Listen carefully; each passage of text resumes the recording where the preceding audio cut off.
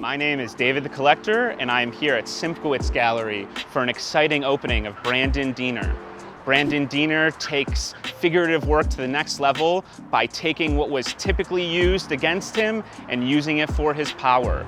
He uses very, very strong features like long necks and big noses to exemplify sort of how black portraits have been made in the past and how he sees them into the future. Let's go check out the show.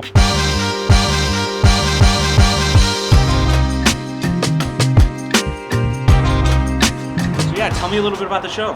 Man, this show is just, for one, it's my first solo exhibition, like major, like solo, you know. Yeah, totally. First at the gallery, first solo in LA, and I've been working on it for about a year and a half. I had some time, you know what I mean? I feel like I overproduced, kind of, because some of the works that like got cut, I'm like, dang, you know what I mean? It's, you know, but it's a good show. I love how it came out, and man, I'm just excited to have this opportunity, to be honest with you, because I'm self-taught completely, and just to be in this space and to be painting the way that I'm painting is nothing shy of a blessing, you know what I mean?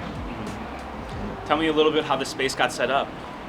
Well, I obviously work with Stefan Simchowitz and the whole Simcore team, like kind of help curate things and, you know, put the big nose piece, the nose head piece in the beginning. You'll have like shots of, you know what I mean? Of course. like the works, and it's just really clean.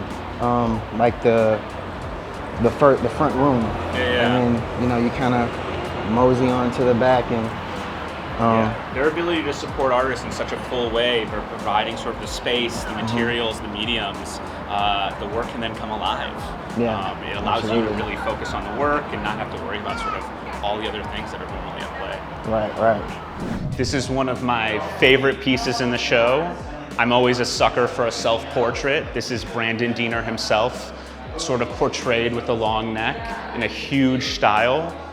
He really took sort of the minimal elements of his other paintings, the hair, the nose, and brought it together with a full portrait here of himself as sort of the magnum opus of the show. You walk in, you see this first, and you know who Brandon Deener is, and he means business and what he's here to do. This is one of my favorite moments on the self-portrait. You can tell this is just spray painted on. It's an earring. So again, these really high concept moments that are done in just a second.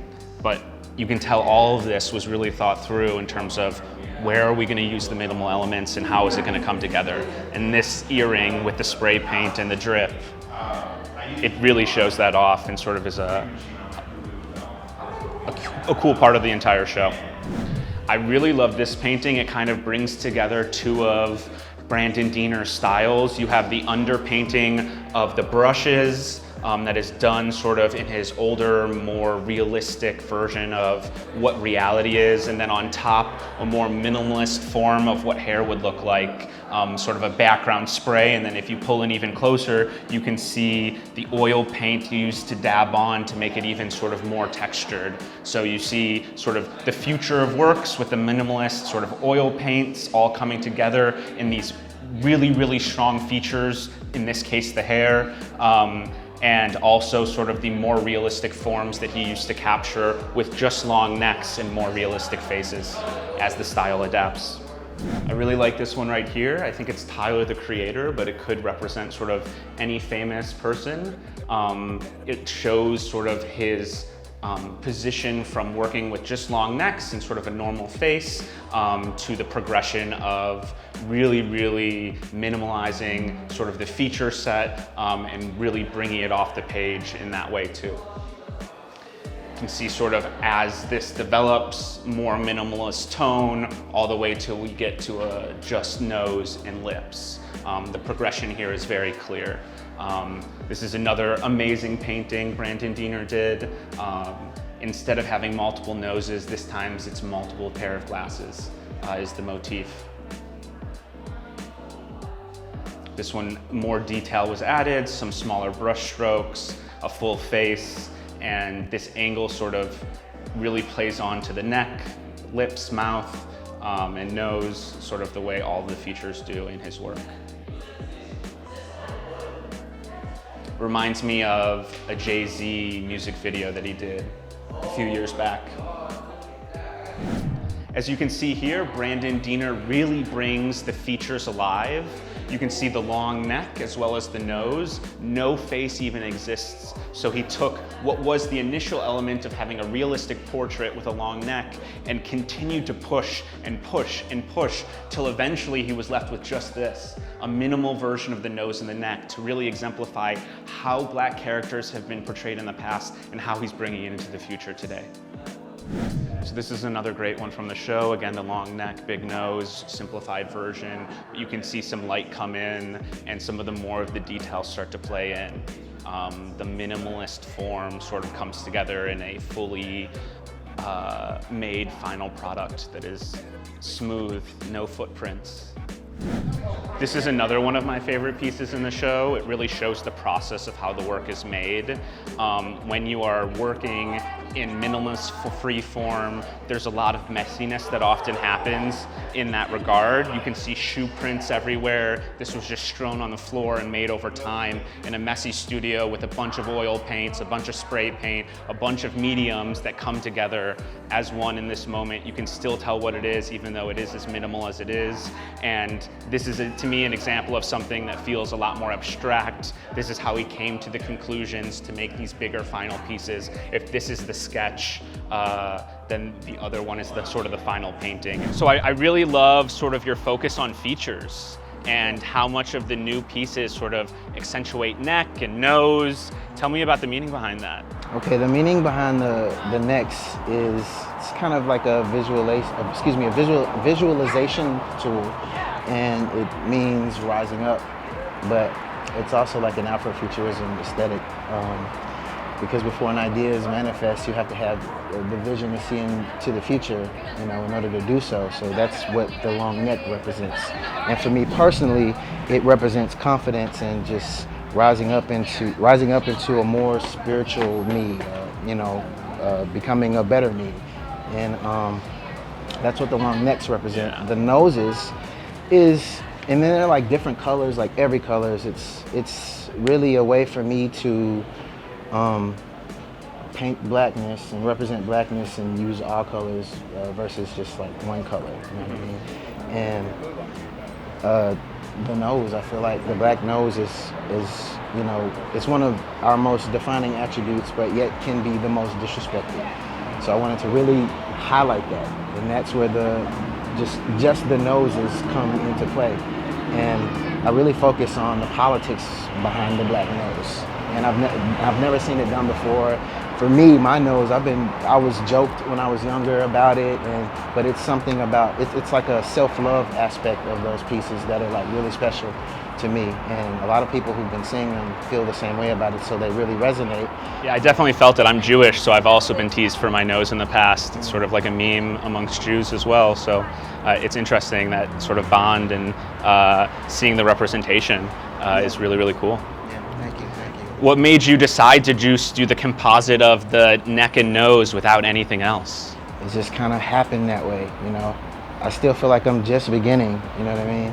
And that's where I'm at right now. Next, noses, who knows what'll be, who knows what's gonna be next? Next! Who knows? I didn't even try that.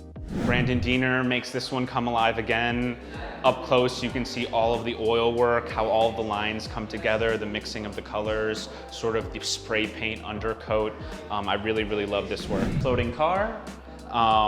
This one makes a Gucci Mane reference, which I think is really funny, and again sort of combines the elements of realism with the newer version of sort of minimalistic painting on top. One of my favorite moments is the eyes of the SpongeBob character. We can zoom in on that soon.